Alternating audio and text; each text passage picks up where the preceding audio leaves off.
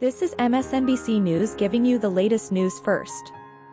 Here's reporter Jalen Thornton on an exclusive interview with Republican candidate Tarskyn. All right, Trump. So, yeah, man, how you been? I'm doing great.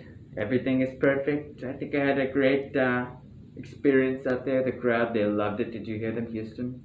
Great people out here. It was kind of quiet when you walked up. You know, it was a little.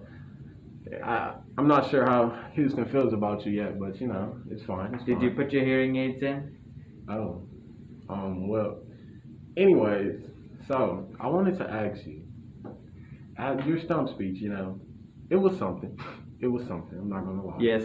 Yeah. So I'm surprised they don't call it a Trump speech, since mine was so good. I mean, that's one way to look at it. But yeah. So our question for you was, what are your steps moving forward in the election?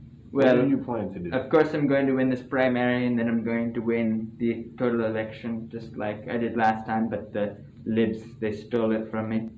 But first, we have to address the fact that De Palma has actively disgraced the entire Republican Party. He called us parasites.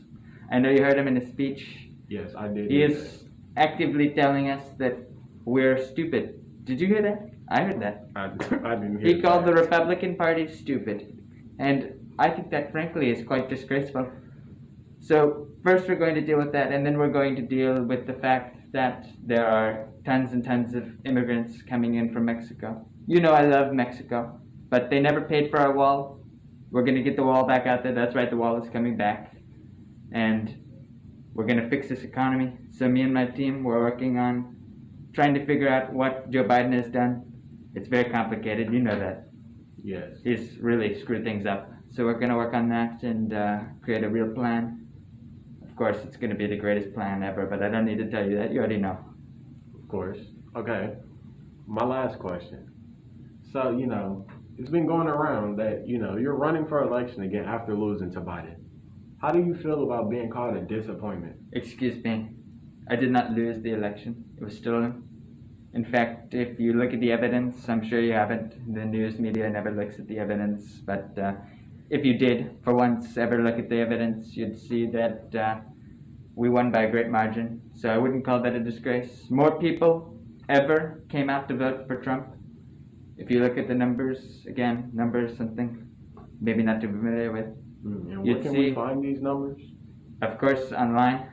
On the internet, you have Google. On the internet, that you have call Google. Fake and If you look at unreliable in your stump speech? No, the media is unreliable. Google, my best friends, the tech companies, they love me. If you look me up, they love me.